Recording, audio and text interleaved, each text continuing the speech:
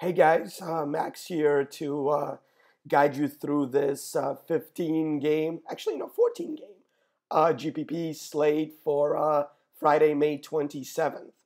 I think we have a really interesting slate today with some high upside pitchers, some pitchers we can pick on, and also some really cool stacks that we can target. So let's jump right in with the pitching. The guys that I like today, so starting with Scherzer. I actually really like Scherzer against the Cardinals. I think at 13,000 he may go under-owned with everybody wanting to pay up for Coors and other upside bats today. But I really like his upside here. If Matt Carpenter is still out, makes him an even better matchup. So far, Scherzer's been a bit unlucky. He's had like a 20% home run to fly ball rate. That is just insane because his career, I think, is somewhere around 10%.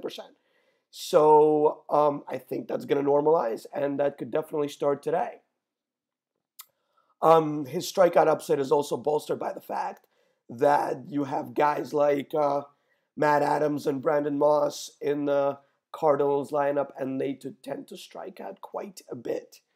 The second guy I really like at the top end of the spectrum is Masahiro Tanaka against Tampa Bay. Tampa Bay is top 3 in strikeouts against right-handed pitching. So even though Tanaka has like a 21% strikeout rate, 21.3% strikeout rate, which is good, not great, he can definitely strike out a little bit more against Tampa Bay here.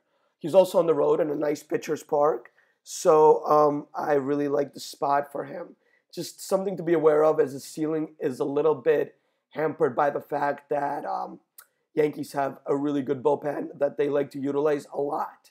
So I think they'll let him go to 100 pitches, and hopefully he has enough strikeout upside to do something in around 6 or 7 innings today. A couple guys that I'm not going to touch at the top end of the spectrum are Felix. He's just not the Felix he used to be. Everybody tends to own him just because of name value, but the guy has like an under 20% strikeout rate and a sky-high walk rate, I think 7% this year. So that is not something I want to target at 11,900 on DraftKings. He's probably going to get the win here against Minnesota. They're not very good on the road, but he is not somebody I'm going to touch due to the fact that I just don't think there is upside at this price. Moving on down, we have Jacob deGrom, who's another guy that hasn't looked quite right so far this year.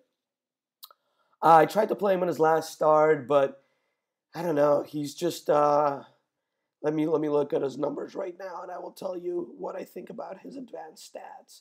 So it looks like he is allowing like a nice line drive rate at 20%. 30% hard hit rate, which is a little bit elevated. His velocity is down this year so far, about 2 miles per hour. He's averaging somewhere around 94, which is still really, really good. He was around 96 last year, though. So maybe that's something that we have to keep an eye on. He was going through a bit of an injury earlier. He should be recovered from that. But he's just, I don't know, 9,900 is a fair price, but I don't think there's upside at this price for him.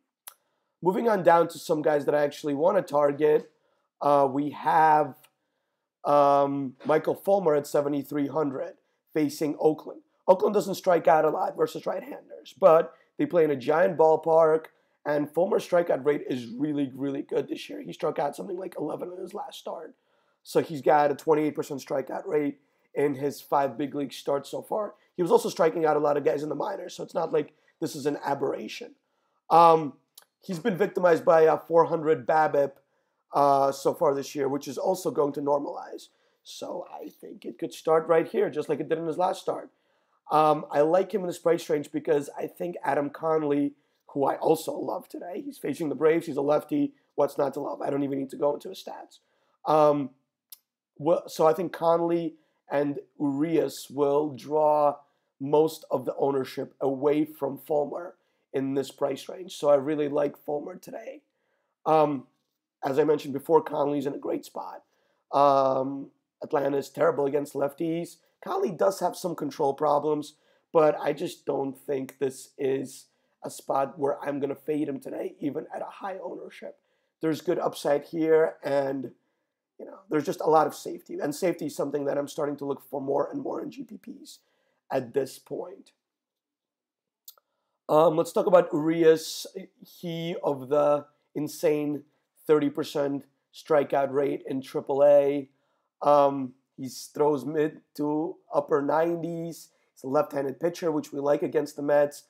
The only thing I don't like about him today is that I think he's going to be popular. New shiny object syndrome is very prevalent among DFSers, and he's going to be in a pitch count. So I don't see him going more than 5 or 6 innings here. And with his popularity, I'm just going to move on to guys like Fulmer and Conley in this range. He should also draw ownership away from those guys, which is something that I like for them also. Let's see if there's anybody else to mention today. Chris Archer is really interesting at his price against the Yankees. He's always better at home. Yankees don't strike out a ton, but he does have strikeout upside anytime he takes the mound. If Teixeira's in the lineup, he is good for 3 or 4 strikeouts right there. I'm going to look into him as the day goes on, and I'm sure we're going to discuss him in more detail on our chat at 5 p.m. today. So be there to find out more information on what we found out about Archer. Let's see if there's anyone else. I think Joe Kelly is interesting at 6,400 against Toronto. Toronto has not been nearly as good this year, and Joe Kelly induces a ton of ground balls versus right-handers. And even though he does allow a little bit more of a hard contact than I would like, I still like him here at his price. He's another guy I really want to take a look at more during the day. So I'm sure Adam, Steve, and I will break him down in our chat later on also. So I think that's good for pitching. Let's move on to the stacks. First stack I want to mention today is going to be, let's talk about Coors Field, right? So Coors is going to be very popular. I don't think there's any reason to fade either of these stacks.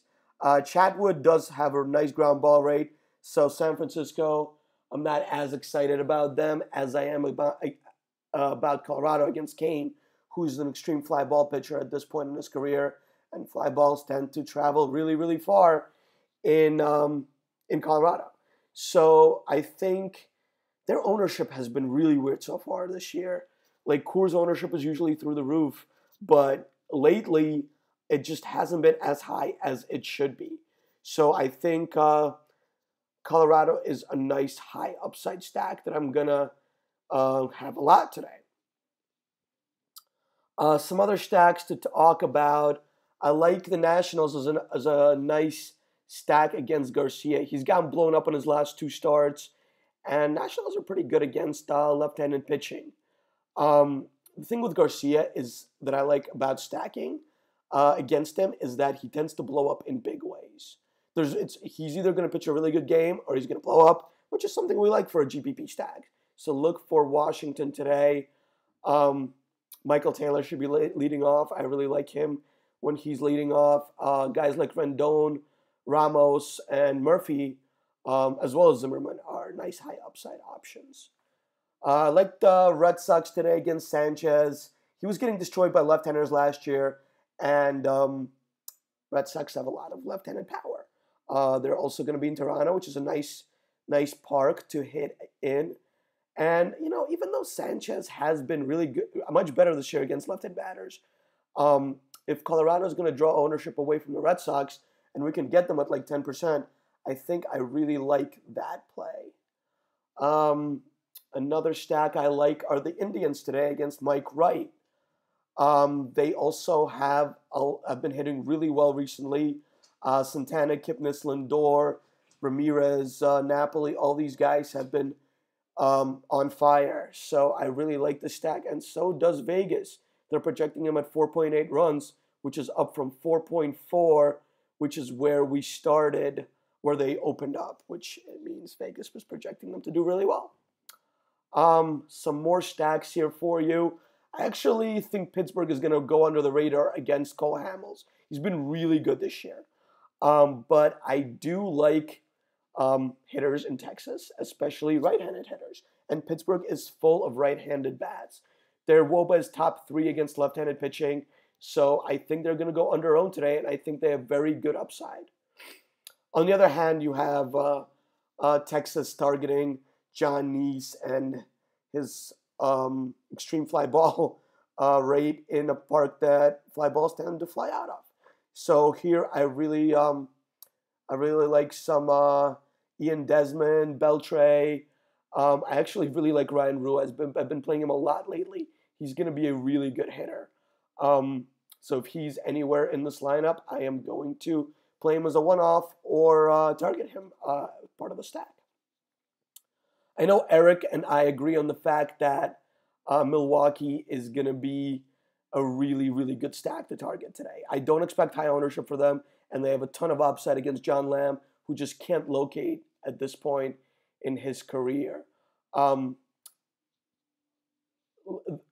right-handed bats in Milwaukee have a ton of upside against Lamb. They don't chase out of the zone, so I expect that I'll have walks, which is what I like for my stacks.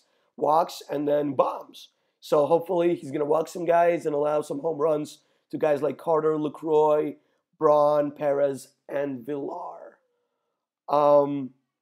If the KC game plays, I like the Kansas City Royals stack just like I did yesterday against Miguel Gonzalez. But at this point, that seems to be the iffiest game. So let's hope that it plays and we can target them. Couple more for you. Arizona against Christian Friedrich. Think they're going to be popular.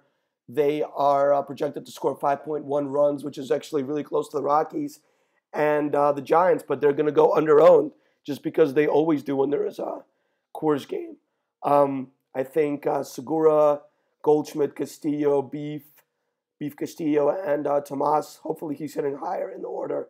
Also, Drury's been hitting the ball a little bit better, and he's still pretty cheap in the 3.9K on DraftKings. I think that's pretty much it, except for Seattle. I like Seattle as a high upside stack against Pat Dean here in Seattle. They've been hitting the ball really well lately. Even though it's a left-handed pitcher, I wouldn't deter from guys like Seager and Cano. Also, Dae-Ho Lee, I always love targeting against left-handers. And, of course, Nelson Cruz.